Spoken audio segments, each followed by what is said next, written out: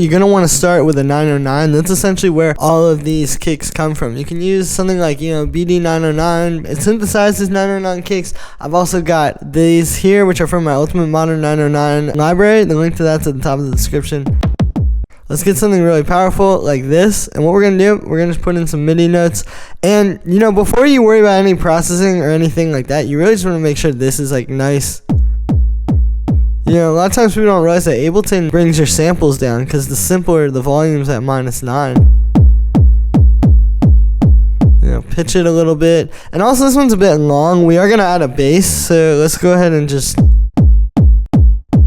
Alright, now to make this have a little bit more punch, because obviously like the 909 right out of the box, it's fat, but you really want it to be obviously a bit, you know, more just in your face for hard techno. So what we're going to do is we're going to duplicate it. And on the second one, we are going to actually high pass this. And then we're going to start distorting it after the high pass. Yeah, you can either do the high pass into this and then high pass at the end. Or you can do this. This honestly sounds kind of good. Let's hear that.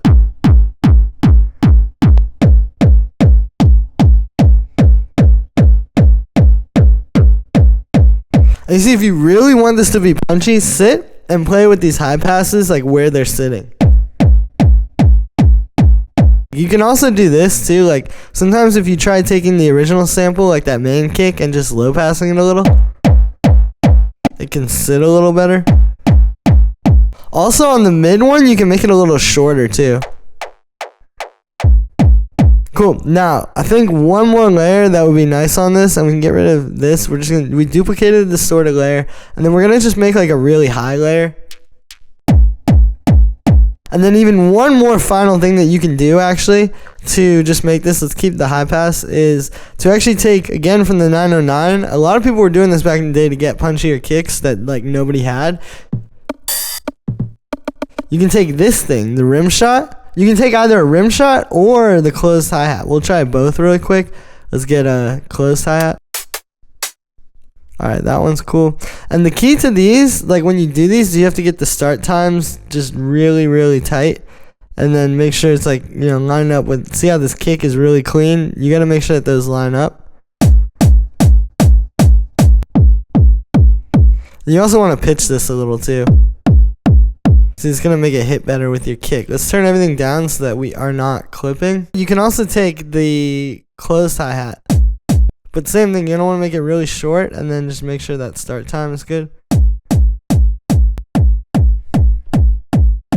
There you go. So there's the kick. Now we're going to make the bass. So to make the bass, I like using the same main kick. We're just going to duplicate the main kick. This one, we can make it a little bit longer. All a kick is, it's just a sound that goes from very high down to very low in like this very tight controlled sort of way. So you can take this and you can bring it to like this point on the thing,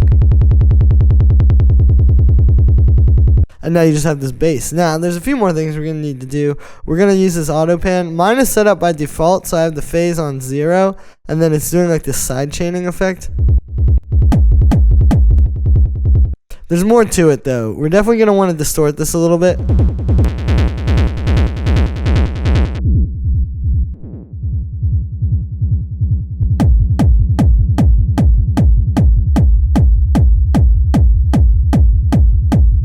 And then yeah, I've been liking bandpass filters lately for the rumbles like that. And this is another thing with making like the harder techno, is that by having this thing in here, you're going to need it to be a bit like tighter, unless it's not going to be like a reverb rumble that's so like spacey and slow and washed out. It's going to be more tight. There's no reverb. It's just being like bandpassed. Now we're going to also work with this a little bit, and we're going to take it, duplicate it, bring the bandpass up a little bit, and this one we actually can play with a little bit of reverb. It's going to be a very fast reverb and it's still going to be mono.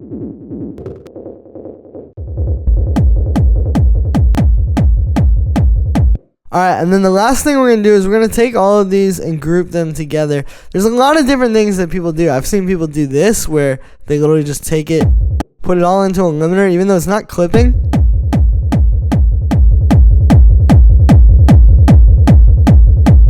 And just boost it up like that. I mean, you can do that. It works. Sounds honestly pretty good. You can definitely take like a saturator here. Usually I like to put it on the medium curve, and we'll just go 0%, and then I'll bring it in and you can hear it.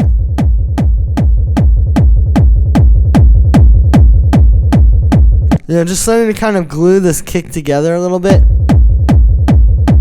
You can also use a little bit of this guy too, the drum bus. Again, we're bringing it to 0% and then bringing it in.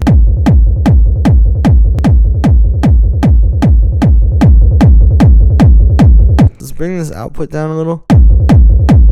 And I do like using the limiter to kind of glue it, honestly. I know people are not huge fans of this, depending on who you speak to, but it sounds good, man. It's all glued together. So that is how you make a hard techno kick from scratch. Essentially the entire process where you take that 909 and just use it to create all these different layers that are going to come together and create this really big fat kick bass. So that's going to be it for this one, guys. I hope you enjoyed. Make sure to like this video as well as subscribe. Let me know what you think of this video in the comments. Like I said in the beginning, you can get my Ultimate Modern 909 library. The link's at the top of the description on my website. Make sure to grab that. Thanks for the support, everybody, and I'll see you tomorrow with another video.